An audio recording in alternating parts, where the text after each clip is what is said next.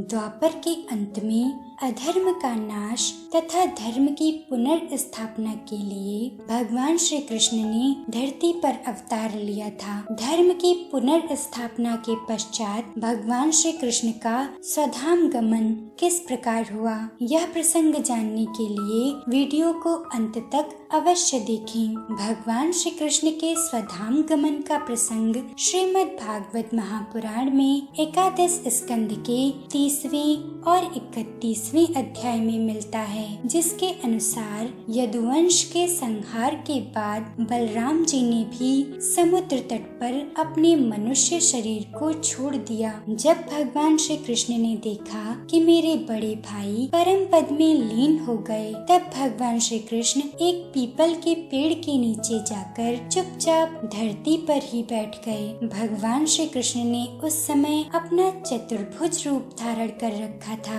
उनके मुख कमल पर सुंदर मुस्कान बड़ी ही सुहावनी लग रही थी। उस समय भगवान अपनी दाहिनी जांघ पर बायां चरण रखकर बैठे हुए थे। उनके चरण का लाल लाल तलवा रक्त कमल के समान चमक रहा था। जरा नामक एक बहेलिए को दूर से भगवान का लाल लाल तलवा हिरण के मुख के समान जान पड़ा। उसने भगवान श्री कृष्ण के तलवे को सचमुच हिरण समझकर अपने बाण से बींध दिया। जब वह पास आया तो उसने देखा कि अरे ये तो चतुर्भुज पुरुष हैं। अब तो वह अपराध कर चुका था, इसलिए डर के मारे कांपने लगा और भगवान श्री कृष्ण के चरणों पर सिर रखकर धरती पर ही गिर पड़ा। उसने कहा, हे मधुसूदन, मैंने अनजाने में यह पाप किया है। आप कृपा करके मेरा अपराध क्षमा कीजिए। आपके स्मरण मात्र से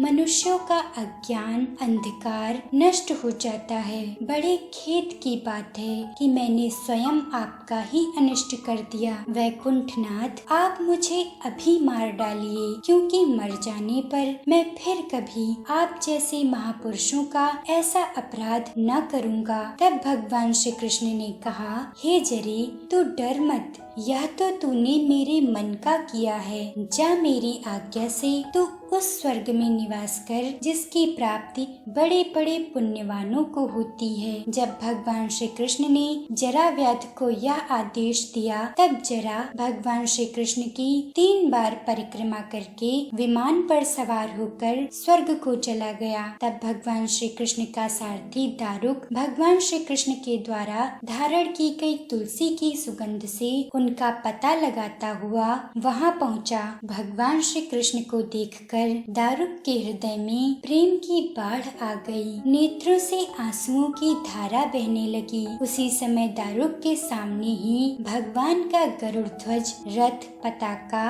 और घोड़ों के साथ आकाश में उड़ गया। यह देखकर दारुक के आश्चर्य की सीमा न रही। तब भगवान श्री कृष्ण ने उससे कहा, दारुक, अब तुम द्वारिका चले जाओ और वहाँ यदुवंशियों के पारस्परिक संहार, भैया बलराम जी की परम गति और मेरे स्वधाम गमन की बात कहो। उनसे कहना कि अब तुम लोगों को अपने परिवार वालों के साथ द्वारिका में नहीं रहना चाहिए। मेरे न रहने पर समुद्र उस नगरी को डुबो देगा। सब लोग अपनी अपनी धन संपत्ति, कुटुंब और मेरे माता पिता को लेकर अर्जुन के संरक्षण में इंद्रप्रस्थ चले जाएं। दारुक, तुम मेरे द्वारा उपदेश किया हुआ भागवत धर्म का आश्रय लो तथा इस दृश्य को मेरी माया की रचना समझकर शांत हो जाओ। भगवान का यह आदेश पाकर दारुक उनकी परिक्रमा करके उदास मन से द्वारिका के लिए चल पड़ा।